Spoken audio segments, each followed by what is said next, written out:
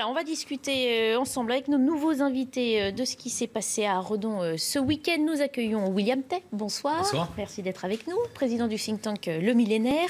À vos côtés, Bernard Cohen-Haddad. Bonsoir. Bonsoir. Vous êtes président de la CPME Paris-Île-de-France. Nous accueillons Benoît Dumoulin. Bonsoir. Bonsoir, journaliste et directeur de la Fondation du Pot Neuf. Et Damien Albessard. Bonsoir. Expert en communication, discours et images. On revient donc sur ce calme qui, lui, a regagné la ville de Redon. L'opération d'évacuation donc de la rave party lancée en fin d'après-midi s'est terminée sans nouveaux incidents. L'intervention avait été lancée pour mettre un terme à ce rassemblement interdit et faire cesser la musique. Précision d'Ozlem Unal avec Jean-Michel Decaze.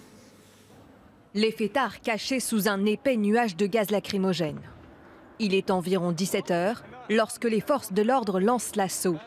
Objectif, évacuer le site et mettre fin à la rave party illégale. L'opération visant à mettre un terme au rassemblement interdit qui s'était installé sur le site de l'hippodrome de Redon est terminée. L'opération a duré 45 minutes. Une injustice pour certains participants. On est en période de Covid, ça fait quand même une bonne période qu'on est confiné, qu'on ne peut pas faire de soirée. D'autres dénoncent des violences. Je me suis pointé devant les CRS et là j'ai entendu un gros boom. Je suis retourné à mon camion et j'ai vu que mon jogging il avait un trou. Sur place, les 400 gendarmes mobilisés ont saisi provisoirement les matériels, débranché les enceintes de sonorisation. Seul moyen de sonner la fin de la partie. La veille, toute la nuit, fêtards et forces de l'ordre se sont affrontés, avec des blessés de deux côtés. Symbole des tensions extrêmes, un jeune homme de 22 ans a perdu une main. Voilà, des blessés des deux côtés, 13 au total, 11 parmi les forces de l'ordre, 2 parmi les manifestants dont vous venez de l'entendre, l'un d'eux qui a eu une main arrachée, une dizaine d'interpellations au total. On rappelle donc que ce rassemblement avait été interdit, ce qui n'a pas empêché 1500 personnes de s'y rendre. On s'interroge sur ces autorisations, ces interdictions. On parlait de rassemblement les semaines dernières dans Paris, finalement. On a l'impression que ça ne tient plus, toutes ces autorisations, ces interdictions, et celles-ci non plus, William Tay. C'est très compliqué de maintenir des interdictions au moment où on annonce en fait progressivement la fin des restrictions de liberté individuelle. On annonce la fin du port du masque obligatoire en extérieur. On annonce la fin du couvre-feu petit à petit. Et donc on semble se diriger petit à petit vers des gens qui semblent accepter un message qui est... En gros, la circulation du virus est presque terminée, ou en tout cas temporairement jusqu'à septembre. Et donc, du coup, qui anticipe le message. Qui anticipe le message et donc, du coup, qui en profite pour sortir. Et dans le même temps, on maintient une partie des restrictions, donc limitation du nombre de rassemblements, bref, partie qui est interdite. Et donc, cette dissonance de message qui introduit une confusion chez les gens. Je sais qu'on assiste plusieurs fois en regardant en bas de chez soi que des soirées se maintiennent au-delà de 23 h, etc. Donc, c'est de plus en plus difficile parce que les gens aspirent petit à petit à un retour à la vie anormale et profiter de la vie après une période qui était très difficile pendant plus d'1 an. Alors la différence tout de même, c'est qu'on parle la nuit dernière d'affrontements qui ont duré 7 heures entre plusieurs centaines de ces participants et les forces de l'ordre. Oui, puis c'était pas une rave party anodine, c'était une rave party contestataire, je vous rappelle. C'est que le thème, c'était dans une région aller contester l'autorité de l'État, de la justice, parce que c'était une rêve partie revendicatrice. Et c'était aussi en hommage à la mort de Steve Canisso, oui, mort noyé il y a 2 ans lors de la fête de la musique. Voilà. Et donc cette interdiction, on se demande si finalement elle n'était pas justifiée, parce que le but, c'était pas uniquement d'écouter de la musique, mais de faire un petit peu d'agitation pour contester un ordre établi que ceux qui étaient là contestaient justement et n'acceptaient pas. Donc on voit bien la différence, parce que comme ça a été bien dit à l'instant, on est un certain nombre à pouvoir et avoir envie de liberté, de musique, de se retrouver dans des espaces ouverts. Mais là, c'était pas exactement ça l'esprit. En tout cas, c'est pas comme ça que je l'ai vu dans le communiqué de presse des organisateurs. Et c'est peut-être qui est un peu dommage, parce qu'on prend en otage des jeunes, on prend en otage une région, on met un peu la pagaille aussi dans des champs et dans des zones. Et puis, on risque la vie de forces de l'ordre et on risque aussi la vie de personnes qui sont venues se détendre. Et puis d'un autre côté, il y a les black blocs ou qui sont des green blocs, je ne sais pas, qui sont là en tous les cas pour mettre la pagaille. C'est ça qu'on retient. C'est un peu dommage quand même. Alors, il y a aussi une précision importante. Ce n'était pas dans les champs, c'était sur l'hippodrome de Redon. Ça veut aussi dire qu'il y a un cadre assez organisé. On est sur le site d'une commune. Alors déjà, ils ont changé de lieu, parce qu'ils cherchaient à éviter d'être traqués par la police.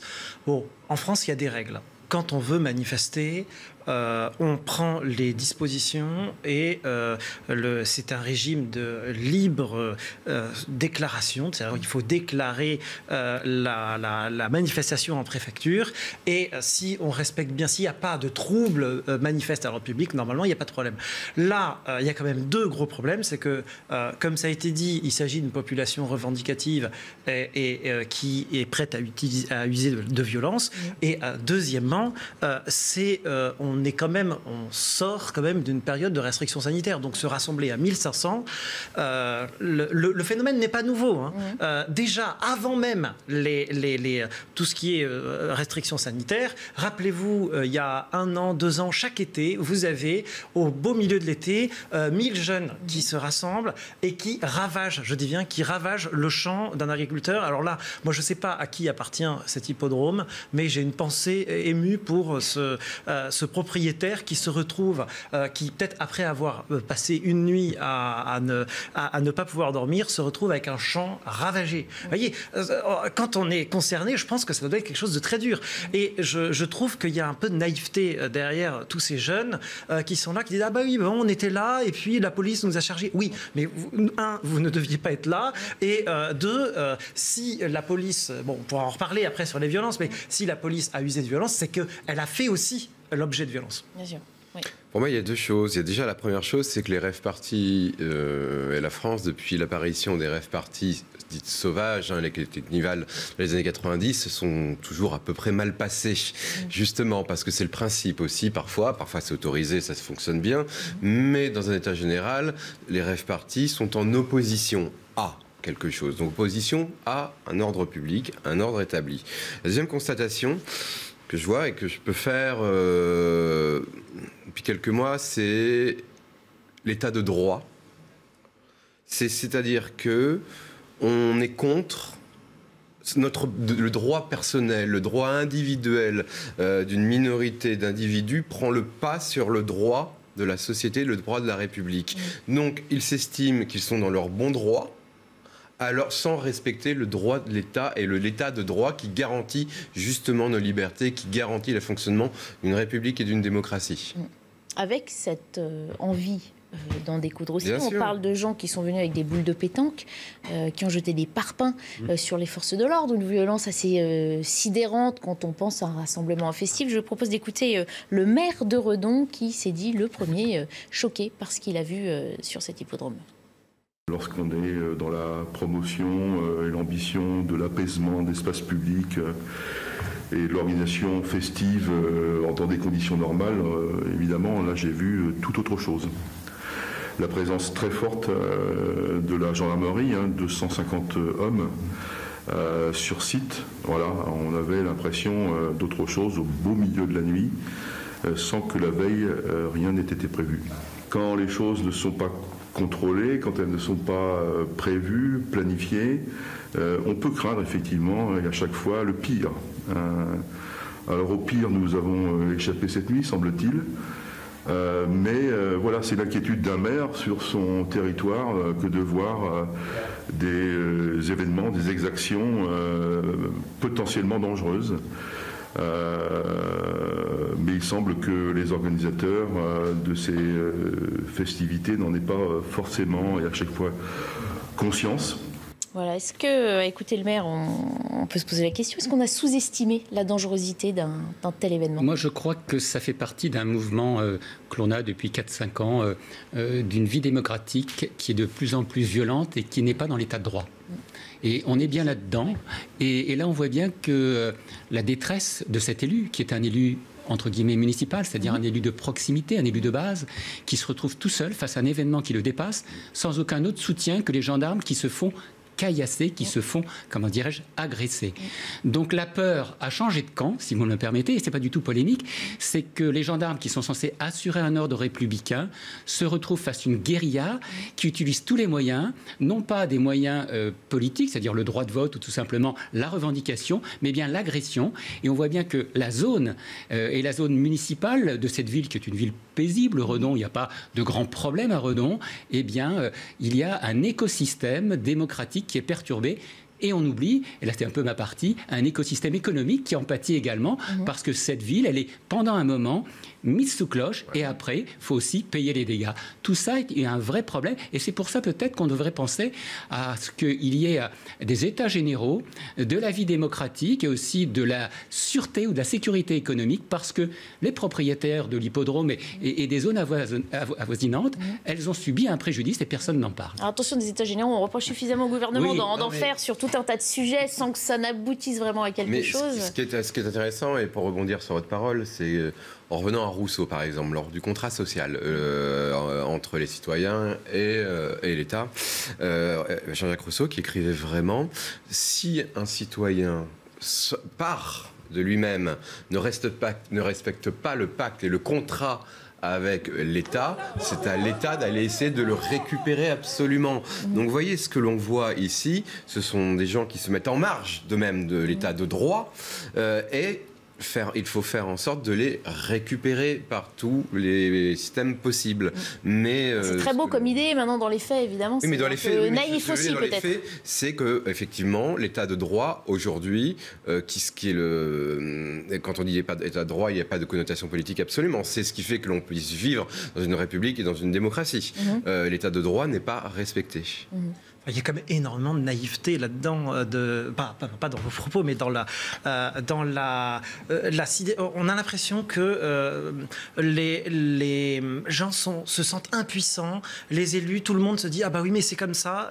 Il y a une sorte de fatalité. Non, quand même, on a des. Pour vous, on n'a pas voulu interdire ce rassemblement au départ ? Alors non, je ne mettrai pas en cause au niveau préfectoral. Non, je pense que d'une manière générale, il y a un manque de volonté politique, mais au plus haut niveau de l'État, pour contrôler. On a des moyens d'infiltrer, on a des moyens de savoir. En général, on sait aussi qui sont les gens grâce aux pages Facebook, aux réseaux sociaux, qui a l'intention de se rendre sur ces. Donc on le sait, on a les adresses IP, donc on aurait les moyens, si vraiment on le voulait, en amont, faire en sorte que ces gens ne puissent pas se rassembler. D'ailleurs, la volonté politique, vous remarquerez que quand elle est là, le phénomène ne se produit pas de la même manière. Par exemple, pour les Gilets jaunes, où là, on a interdit à des gens, avant même qu'ils aillent à la manifestation, de se retrouver, à tort ou à raison, c'est un autre débat, mais je veux dire que quand l'État veut empêcher qu'un événement ait lieu, il le peut, il a les moyens. Est-ce que vous pensez, on parlait tout à l'heure de l'origine aussi de cette rave party en hommage à Steve Canisso, mort noyé il y a 2 ans, a rendu aussi l'intervention de l'État et des forces de l'ordre qui ne sont intervenues qu'en fin de journée aujourd'hui après des affrontements l'année dernière plus délicats. Bien sûr, c'est évident qu'avec un tel message, ça allait devenir électrique. Donc les autorités ont bien fait de l'interdire. Et de fait, je pense que le mieux, alors c'est facile à dire, mais le mieux c'est de prendre les choses en amont et de faire en sorte que ça n'ait pas lieu. Parce qu'on sait qu'à partir du moment où ça va avoir lieu, ça va dégénérer, il va y avoir des violences et il va y avoir que des victimes à la fin. William Tay, vous êtes souvent très critique justement par rapport à cette attitude de l'État face à des événements qu'on peut prévoir. Vous en dites quoi ? Monsieur a tout à fait raison. En fait, c'est la base du contrat social. Le contrat social, c'est les hommes sont à l'état de nature. Ils acceptent de restreindre une partie de leur liberté pour accepter de faire corps en société. Actuellement, il y a de plus en plus de minorités qui se transforment en communautés, qui veulent faire sécession avec l'État, en ne respectant pas l'État de droit, en ne respectant pas les règles établies, les restrictions sanitaires, les règles économiques, les règles démocratiques, qui ne votent pas, par exemple, etc.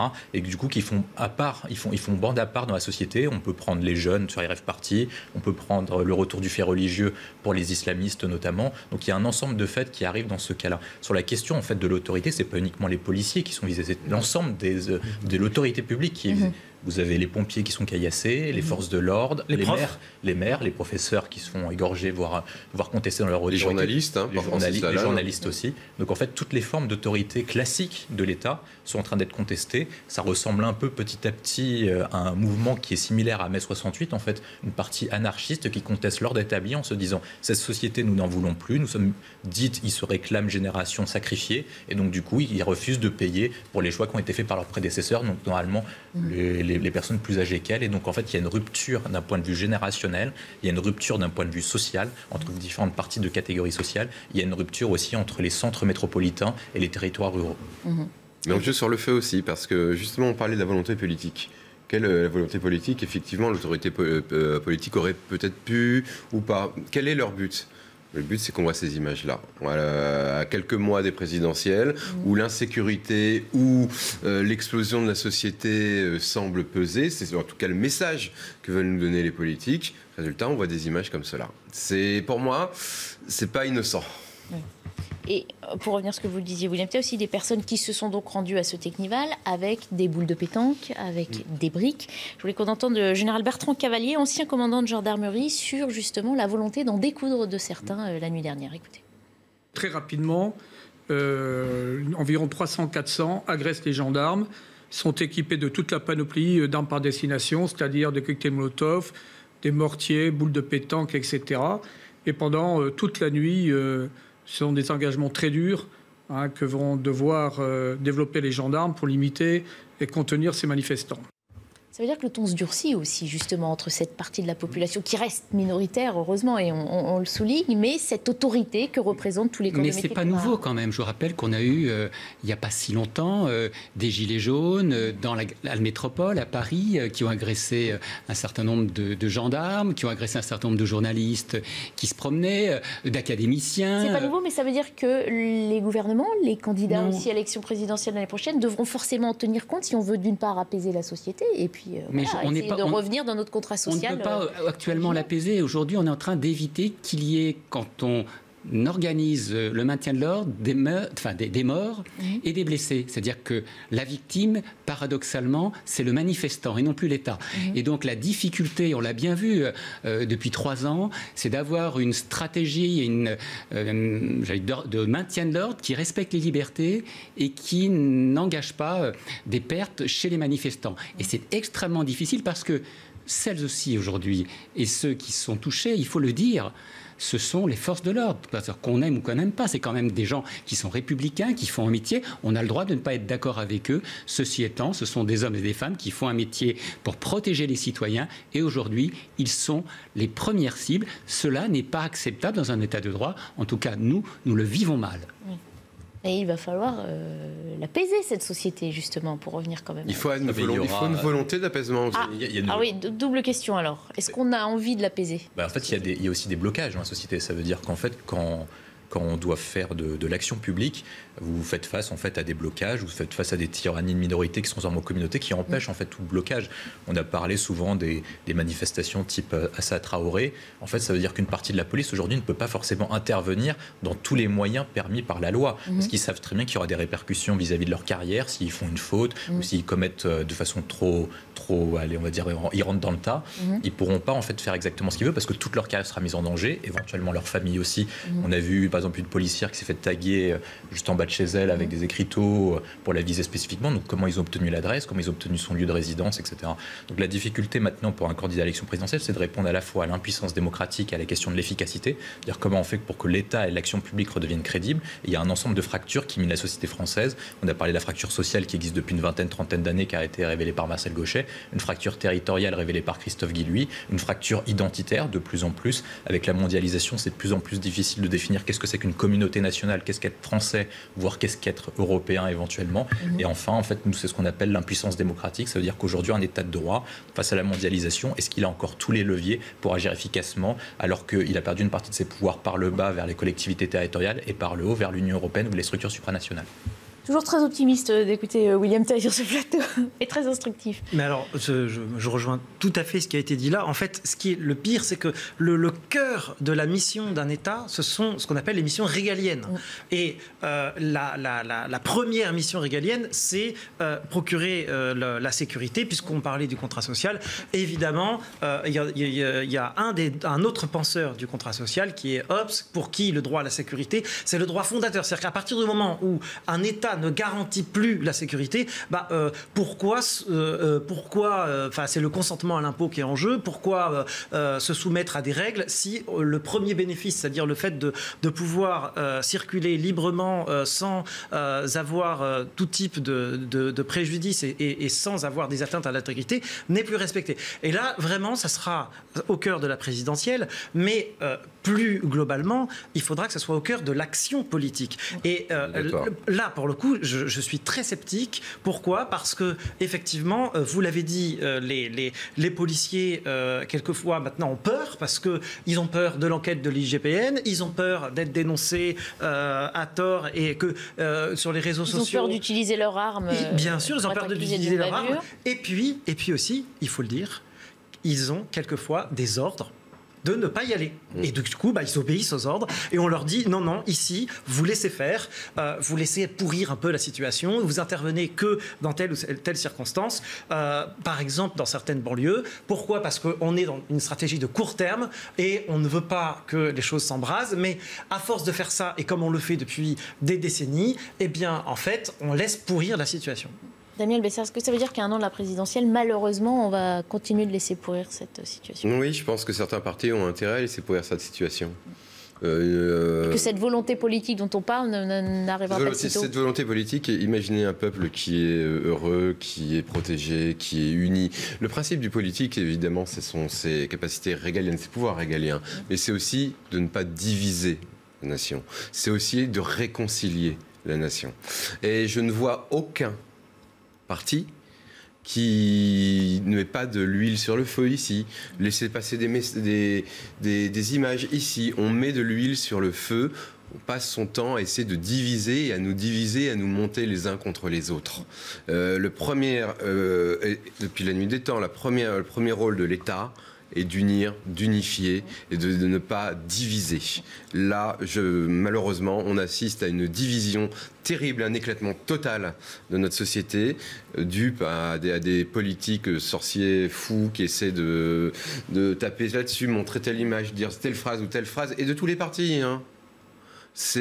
On divise, et sans savoir, je pense, où on va arriver. C'est ça le vrai problème, c'est que je ne vois pas de volonté on voit des volontés court-termistes, mais on ne voit pas de volonté à long terme, de vision à long terme, et surtout d'idéologie, comment faire l'éducation nationale, qui est la priorité, qui devrait être aussi une des priorités. C'est un ensemble de chantiers qui vont prendre un peu de temps à être mis en place. On répond dans l'immédiateté. À être efficace. Et l'immédiateté n'a jamais été une efficacité politique. Bon.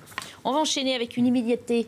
Ce samedi soir est la dernière soirée officielle sous couvre-feu à 23 h. La fin était initialement prévue au 30 juin. Elle a été avancée à la date de dimanche 20 juin. Demain, nous pourrons donc de nouveau sortir la nuit sans attestation et sans impératif horaire. Je vous rappelle aussi que le port du masque en extérieur n'est plus obligatoire depuis jeudi. On aperçoit dans les rues des gens qui les portent aussi et on le respecte si c'est pour se protéger. Mais je tenais à le rappeler ce soir, alors dernière soirée sous couvre-feu. On s'en réjouit. C'est la fin encore une fois, une étape vers la fin du tunnel. C'est quand même une bonne nouvelle. Ça fait des mois qu'on a eu des restrictions, qu'on a eu des couvre-feux, qu'on a eu des confinements, qu'on nous a annoncé le jeudi pour le vendredi matin un certain nombre de restrictions, d'enfermement. On n'était pas essentiel, on n'était pas utile.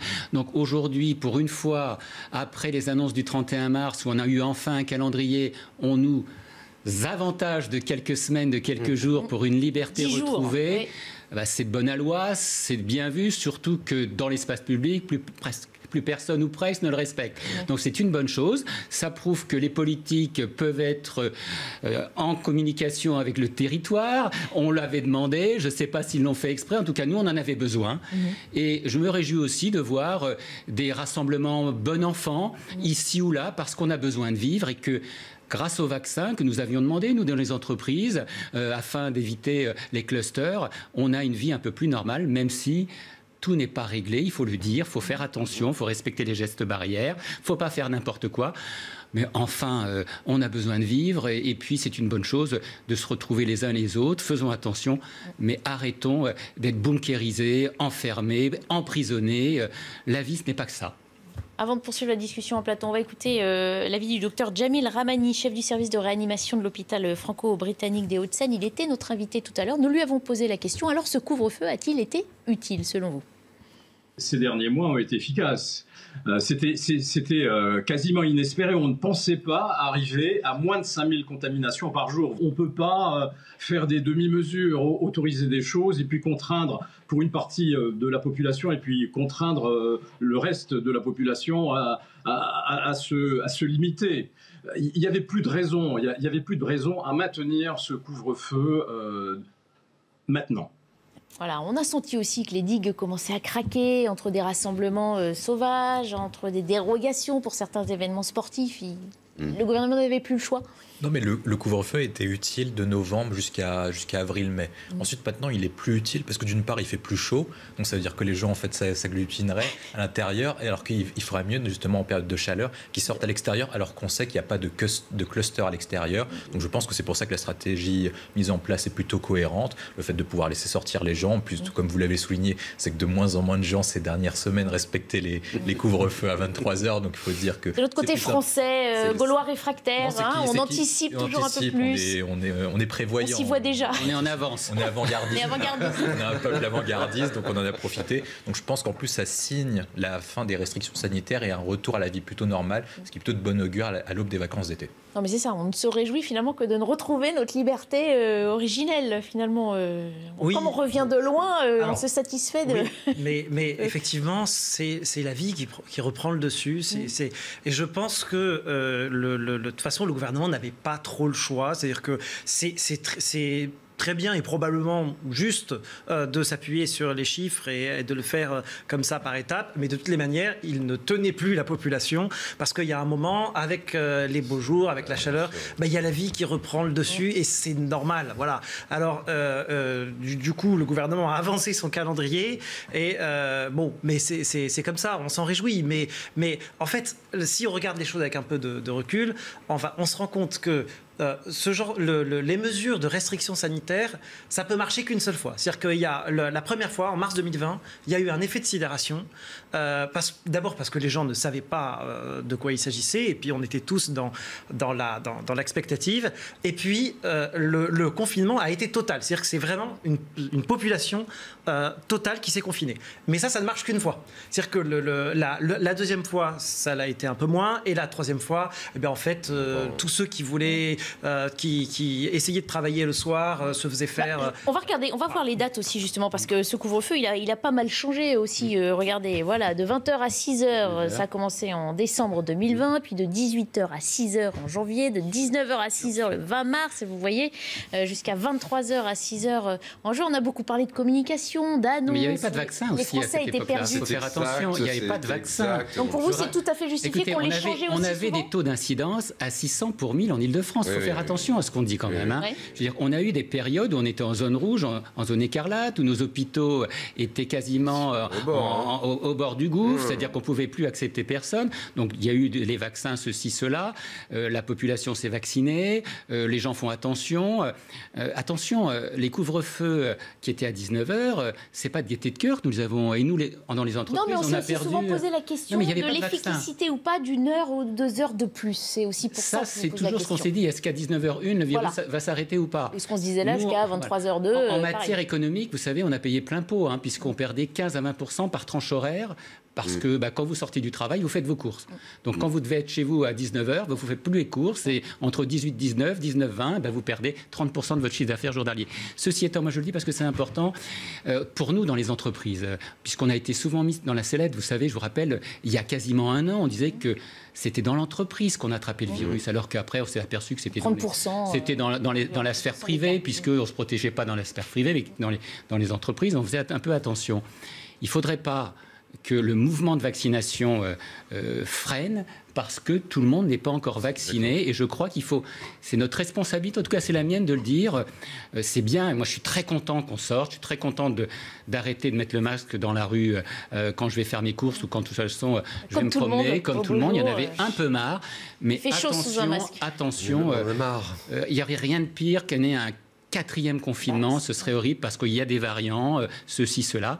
Et si, en tous les cas, on peut retrouver un peu le sourire, en tout cas sans le masque, c'est déjà bien agréable. On puisse voir nos sourires. Mais surtout, et là, encore une fois, vous avez raison, ces couvre-feux-là, il n'y avait pas la vaccination. Ce qui nous permet d'être là aujourd'hui, de lever ce couvre-feu avant la période, c'est le fait que les taux, le pourcentage de personnes vaccinées, de primo-vaccinées, a été atteint 3 jours plus tôt que prévu. Et il semble... pays quand même assez anti-vaccin, la France. Il semble que les Français ont pris conscience que se faire vacciner... Même les jeunes. Et les jeunes, exactement, qui poussent leurs parents à aller se faire vacciner. Je pense que ça a énormément fait changer la donne. Je pense que le gouvernement ne s'attendait pas à ce que les Français veuillent se faire autant vacciner. Et surtout, il faut continuer. Ouais. Il faut continuer. C'est l'appel qui est rappelé, qu'on rappelle encore vacciné, vous ce soir. Non, moi, j'ai pas le droit encore tout de suite parce que j'ai eu le Covid récemment. Voilà. Il faut que j'attende quelques mois. On se quitte pour quelques minutes et puis juste après la publicité, on reviendra sur cette manifestation des Invisibles qui s'est déroulée à Paris aujourd'hui pour parler justement de ses conséquences graves, économiques suite à cette crise sanitaire. À tout de suite. Dernière partie de Soir Info Week-end, on en vient aux Invisibles. Nous ne voulons pas payer leur crise. C'était avec ces mots que les syndicats d'une multitude de secteurs avaient appelé à manifester aujourd'hui. Une soixantaine d'organisations syndicales, associatives et politiques ont souhaité dénoncer la multiplication des plans sociaux depuis le début de la crise sanitaire. La manifestation s'est déroulée à Paris entre le siège du MEDEF et Matignon. Précision d'Ozlem Unal avec Lutfi Moqtad. Encore une fois, résistance! Résister, le mot d'ordre des manifestants. Ils sont postiers, caissiers, salariés du privé comme du public et défilent dans les rues de la capitale pour dénoncer une casse sociale. On est là pour soutenir les travailleurs contre les licenciements, la casse de notre appareil industriel. Les licenciements auraient été amplifiés selon eux par l'épidémie. On a l'impression que les entreprises profitent aujourd'hui de l'aide de l'État pour licencier facilement les salariés. Et ça, c'est pas normal et c'est scandaleux. Parmi les 400 manifestants, également des gilets jaunes qui réclament une nouvelle fois l'instauration d'un revenu universel. Un revenu minimum ou en tout cas un dispositif qui permet d'assurer un niveau de vie décent. Autre revendication, l'abandon de la réforme de l'assurance chômage. Les manifestants redoutent une hausse de la précarité. Voilà, les syndicats mettent en avant les suppressions de postes dans de nombreuses entreprises, publiques comme privées. C'est vrai que la crise a unifié les revendications et finalement rassemblé des secteurs qui, au départ, jusque-là, ne se mettaient pas ensemble pour défendre leurs droits. Oui, c'est vrai que la crise a créé des inégalités. Par exemple, en Ile-de-France, on perd 100 000 emplois. On perd 15 milliards de chiffre d'affaires sur le tourisme. On perd sur le commerce moins de 13% sur le chiffre d'affaires cumulé. Donc, on n'a pas vécu un moment exceptionnel. Néanmoins, il y a eu le quoi qu'il en coûte, il faut le dire. Qui va bientôt s'arrêter. Qui va bientôt s'arrêter. C'est là-dessus où il faut être extrêmement vigilant. On a eu l'activité partielle. Je vous rappelle quand, dans la crise financière 2008, 2009, 2010, il n'y avait pas tous ces dispositifs. Donc, beaucoup de dialogues ont été faits, beaucoup de revendications de la part du monde du travail et aussi des entreprises ont été écoutées.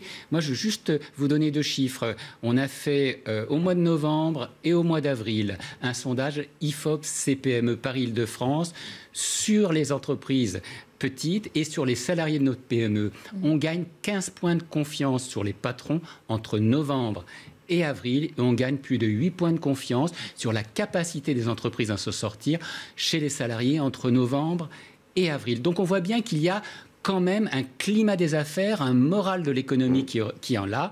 C'est vrai qu'il peut y avoir des difficultés. Il risque d'y en avoir si la solidarité n'est pas maintenue le plus longtemps possible. C'est pour ça aussi qu'il faut penser à un rallongement, comment dirais-je, des exonérations, voire un allègement de la dette pour un certain nombre d'activités, celles qui ont un enjeu stratégique ou une dynamique sociétale. Ça fait partie d'un vrai débat et je crois que surtout la solution, elle deviendra du territoire parce que les politiques publiques, elles doivent se figer, elles doivent en tout cas s'orienter sur le territoire parce que toutes les régions ne sont pas équivalentes en matière économique et en matière d'emploi. Ce qui a changé aussi, parce qu'on l'a noté dans les participants aujourd'hui, plusieurs corps issus d'institutions qui ont annoncé des plans sociaux, la Poste, la Banque de France, la Santé, le ministère du Travail, ça c'est nouveau aussi.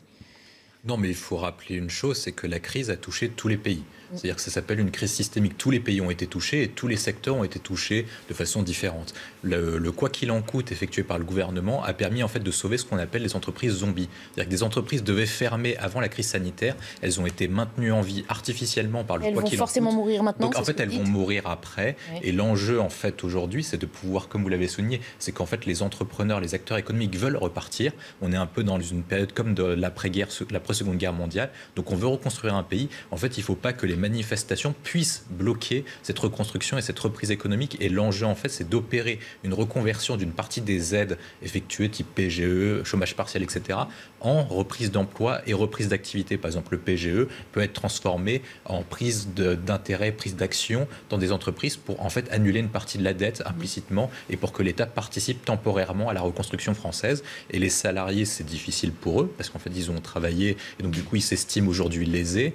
Mais ce qu'il faut se dire, c'est qu'en fait, les pertes aujourd'hui peuvent être les opportunités de demain. On l'a vu sur des pays qui sont rétablis plus vite que nous, comme la Chine ou les pays d'Asie de l'Est, sont partis très rapidement parce qu'on est parti sur une très bonne transition. L'enjeu aujourd'hui, à partir de septembre, c'est de pouvoir d'opérer cette reconversion de l'économie pour repartir de plus belle et revivre des jours heureux. Sauf qu'on sent déjà que la fin de cette crise sanitaire va être synonyme d'un retour d'une vie sociale très active et de nouvelles manifestations sans doute à la rentrée. Alors oui, déjà parce qu'on n'avait pas le droit de manifester avant, donc c'est une bonne raison, effectivement. Ça ne fait que décaler. Non, mais malheureusement, la hausse de la précarité va aggraver la situation. Mais alors, je soulignerai, ça a été souligné en off sur ce plateau, mais que les invisibles ne sont pas si invisibles que ça.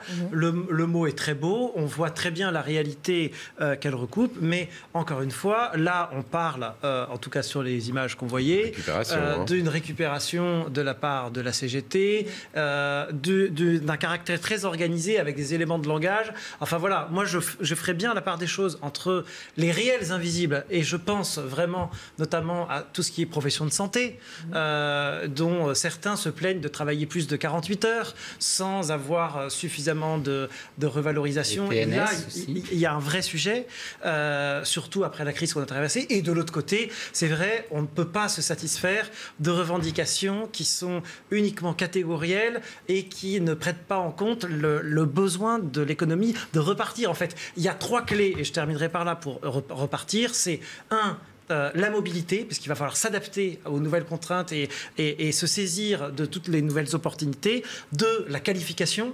Et 3, bien sûr, on en reparle souvent, la réindustrialisation du pays. C'est comme ça que l'on repartira. Une chose qu'il faut aussi dire, c'est que pendant cette crise, il y a des entreprises qui ont profité salement, pour parler à la Rudiger de manière allemande, des aides de l'État, et des entreprises qui ont été particulièrement... qui ont joué le jeu. C'est à l'État aussi de récompenser les entreprises qui ont joué le jeu, les entreprises qui ont essayé coûte pour coûte de maintenir de l'emploi, de s'adapter, tandis qu'il y a des entreprises qui ne l'ont pas fait. Pour cela, je travaille beaucoup avec les commissaires aux comptes. Vous savez, pour les entrepreneurs, c'est ceux qui créent les comptes et qui déposent les bilans. Et en fait, l'idée des commissaires aux comptes n'est absolument pas idiote. Et eux, ils sont au cœur des entreprises et de l'économie. On peut s'asseoir sur eux, l'État peut s'asseoir sur eux pour dire que telle entreprise a joué le jeu, telle entreprise n'a pas joué le jeu. Et à un moment donné, les entreprises qui ne jouent pas le jeu, on leur tape dessus. Il nous reste 4 minutes malheureusement, mais on ne peut pas ne pas en parler. Parlons un peu de football ce soir avec des Bleus un petit peu décevants. Il faut le dire, ces champions du monde en titre, les Bleus qui affrontaient la Hongrie. Ils évitent le pire puisqu'ils concrétisent le match avec un but partout grâce à Antoine Griezmann. Voilà un petit mot sur la prestation des Bleus ce soir. Il faut faire attention quand même, c'est une belle équipe. On a tendance à être un peu dur avec eux. En tout parce qu'on attend beaucoup. Mais on attend beaucoup parce que ce sont des champions. Mais les champions, ils ne peuvent pas être des champions tout le temps au top. En tout cas, ils ont évité le pire ce soir. Sauf qu'il faut se qualifier pour les 8e de finale. Ils vont y arriver parce qu'ils ont fait des beaux matchs. C'est une équipe dynamique, jeune, nouvelle. Moi, je suis extrêmement derrière eux. Et je pense qu'on a besoin de croire en eux parce que c'est un moment d'espoir et de bonheur. Et quand ils jouent bien, ils nous donnent du bonheur. Bon, alors on attend le bonheur de cette attaque de rêve, pour l'instant encore que sur le papier. William Tay, vous suivez les Bleus ? Oui, bien sûr, bien sûr. Mais c'est une des meilleures générations en fait qu'on ait jamais eu. C'est quasiment la génération de rêve. On n'a jamais eu autant de talent à tous les postes, une équipe aussi complète. Ce n'était jamais arrivé depuis 30, 40 ans. Je pense même qu'elle est même meilleure, cette génération, que la génération de 90. Oh là là, 98. Comme vous y allez. Et attention, on va se faire, vous allez vous faire tacler sur les réseaux sociaux, William Tay. On est dur avec eux parce qu'en fait, il y a beaucoup d'attentes parce que justement, ce sont les meilleurs quasiment à leur poste. Et puis ce sont les champions du monde en titre. On a peut-être Mbappé qui est peut-être le futur meilleur joueur de l'histoire qui peut égaler Pelé et Maradona. Et sur le match, en fait, la difficulté de l'équipe de France, on le sait depuis 2018, c'est que c'est plutôt une équipe qui joue en contre. Donc, la difficulté, c'est qu'en fait, comme la Hongrie joue très bas, on a difficulté à poser le jeu. On n'est pas comme le Barça de Guardiola qui peut jouer dans les petits espaces. On est plutôt comme le Real de José Mourinho ou de Zinedine Zidane. Et en fait, je pense que la France, on peut s'attendre de grandes choses parce qu'en fait, plus on va avancer dans le championnat, plus on va affronter des grandes équipes, donc plus on aura d'espace justement. Sauf que le groupe F dont on fait partie, il est quand même pas mal. On a l'Allemagne, on a le Portugal. Alors attention, la pression. C'est déjà. Si mon raisonnement est bon, déjà l'euro à lui tout seul, ce groupe. Si mon raisonnement est bon, on va battre l'Allemagne. On a battu l'Allemagne, on va battre le Portugal et on aura. Alors attention, l'Allemagne dans le même temps cet après-midi a écrasé le Portugal 4-2. Donc effectivement, là, le concours pour la première place est. Et il faut savoir aussi que le match, la victoire du Portugal 3-0 contre la Hongrie est un énorme trompe-l'œil également. Il faut savoir que le Portugal, jusqu'à certaines minutes, était arrivé se faisait déjouer par l'équipe de Hongrie. Donc, il faut savoir également que l'équipe de France, son jeu, ce n'est pas la possession de balles. Et ce soir, on a vu justement, et ça c'est aussi très bien, parce qu'une équipe qui a des marges de progression est une équipe qui ne peut que faire mieux. Aujourd'hui, on a Voilà de quoi remettre tout le monde d'accord. Non, mais aujourd'hui, on a vu une équipe qui joue contre sa nature, c'est-à-dire possession de balle. On est une équipe vraiment, on a comme une arc, et on attend et on tire notre flèche. Et puis, j'entendais aussi tout à l'heure l'un de vos chroniqueurs qui se plaignait en disant oui, mais ils entendent du bruit, etc. Il a fait chaud, il a fait 35 degrés et le stade était plein et il n'était pas habitué. Mais oui, quand on est un sportif... mais l'équipe d'en face aussi. C'est chaud pour les deux équipes. Quand on est un sportif de haut niveau. Sauf que les Hongrois ont l'habitude de jouer dans ce stade-là qui est les Hongrois jouent à domicile, évidemment. Voilà, ils ont l'habitude de jouer dans un stade plein. L'équipe de France, ça fait... Vous savez, les sportifs, ils entendent tout. Et depuis un an, ils s'entendaient. D'un seul coup, ils s'entendent plus. Ils ont été désorientés. Non, mais là, on se trouve des excuses. Mais non, c'est pas une excuse. Il faut être sportif de haut niveau pour le connaître. D'ailleurs, ça se voit que je l'ai été. Non, mais ça veut dire qu'il va falloir mettre les bouchées doubles, effectivement. Mais oui, mais on ne s'inquiète pas. La bonne nouvelle, c'est qu'il n'y a plus de couvre-feu 23h pour aller suivre les matchs. Exactement. Ça vient confirmer un peu notre. Ouais. Et puis un peu de réussite, même dans le sport, même quand on est champion, ça fait toujours du bien aussi. Non, mais on va gagner avec la manière. Bon, très bien. Même au sang. Comme en 2018, on a gagné sur la manière. La finale, ça va. On a bien joué en finale. Bon, les Belges contre les Belges. Moi, j'ai hâte on n'y est pas encore. J'ai hâte de voir les Belges quelques étapes à passer encore. Ça va arriver. Votre tour va arriver. Bon, attention, merci. Vous avez vu qu'il y a 2 Attila dans attention. de Hongrie. Soyons prudents. Merci à tous les 4 pour ces analyses footballistiques et merci d'avoir été nos invités. Bonne nuit à tous. Dans un instant, l'édition de la nuit présentée par Anne Maquignon qui revient sur cette vigilance orange qui concerne 25 départements, notamment sur lesquels on craint des orages. Bonne nuit à tous. Pas de soir info week-end demain, soirée électorale sur CNews. Je vous retrouve samedi prochain vers 22h.